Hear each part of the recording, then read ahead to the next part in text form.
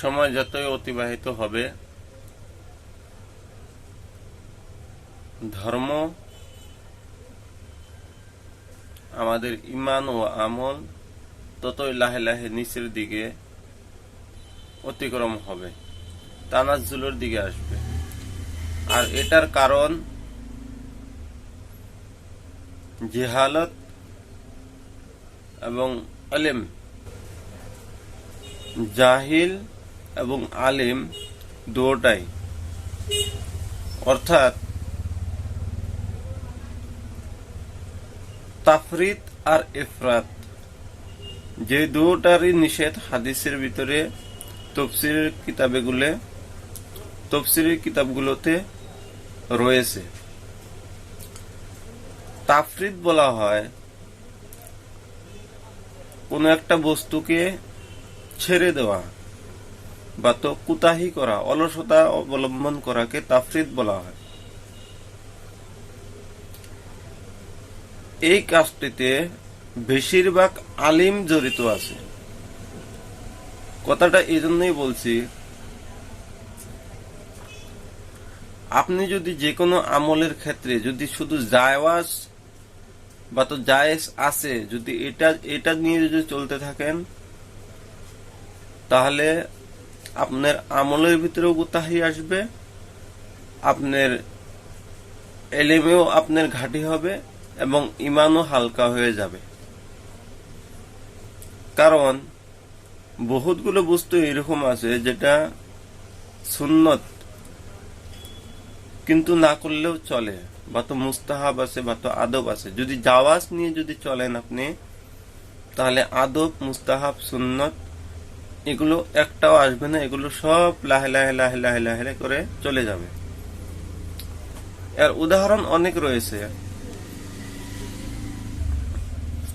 আগে আপনি আসর নামাজ 8 রাকাত পড়েছিলেন, 4 রাকাত ফরজ, 4 রাকাত সুন্নতে মুআক্কাদা, সুন্নতে গায়ের মুআক্কাদা।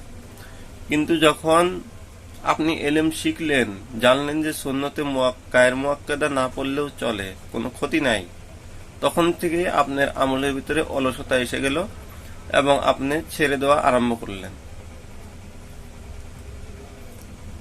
আগে এশার নামাজ আপনি 17 রাকাতে পড়তেন, কিন্তু এখন আপনি 7 রাকাত বা 9 রাকাতের উপর পড়েন না, কারণ বাকিগুলো না পড়লেও চলে, কোনো ক্ষতি হবে না।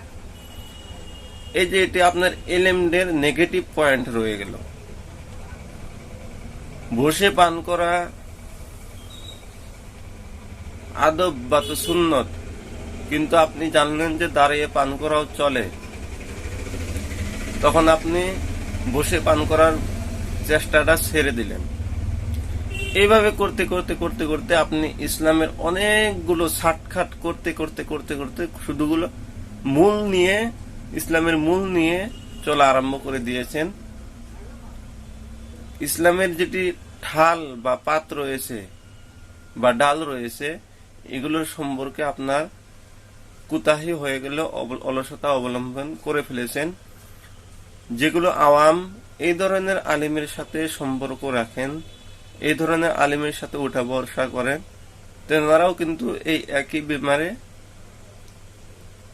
লিপ্ত রয়েছে। এর পাশাপাশি আসে ইফরাত। ইফরাত বলা হয় কোন একটি বস্তু সীমার থেকে অতিক্রম করে যাওয়া, যেটাকে ইসলামের পরিভাষায়, ফিকার পরিভাষায় গুলুফিদ্দিন বলা হয় বা তো বেদাত বলা হয়। মানে আপনার ভিতরে জিহালত এতটুকু রয়েছে, আপনি এতটুকু ইসলামের বিষয়ে অবগত না, এমনই অজ্ঞাত যে যেগুলো ইসলাম ধর্মের ভিতরে নাই, যেগুলো আপনাকে পালন করতে বলা হয় নাই, ওগুলো আপনি পালন করতে থাকেন। অথচ অর্থাৎ যে বেদাত করলো তার দায়িত্ব হুজুর পাক সাল্লাল্লাহু আলাইহি ওয়াসাল্লামের নেই।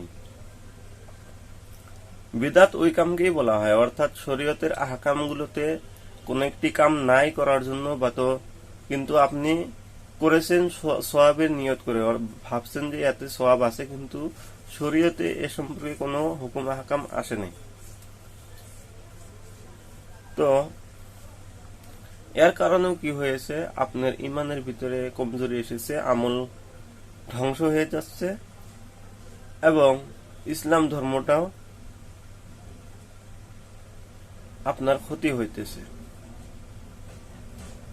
অর্থাৎ একটি গাছে মূল গাছ রয়েছে, তার উপর আপনি আমল করতেছেন, ডাল রয়েছে তার উপর আমল করতেছেন, পাতা রয়েছে এর উপর আমল করতেছেন, কিন্তু এর অতিরিক্ত আপনি কি করতেছেন, মানে সার পানি দিতেছেন, যার দ্বারা গাছটারই ক্ষতি হয়ে যাচ্ছে। কিন্তু আপনি ভাবছেন যে আমি যদি এই সার পানিগুলো দেই যদি, তাহলে এই গাছের উপকার হবে, কিন্তু অথচ অপকার হইতেছে, ক্ষতি হইতেছে, আপনি এগুলো জানতেছেন না। কারণ আপনি আলেমদের সাথে উঠা বসা করেন না, বা তো হাদিস কোরআনের পড়াশোনা করেন না, হাদিস কোরআন নিয়ে গবেষণা করেন না।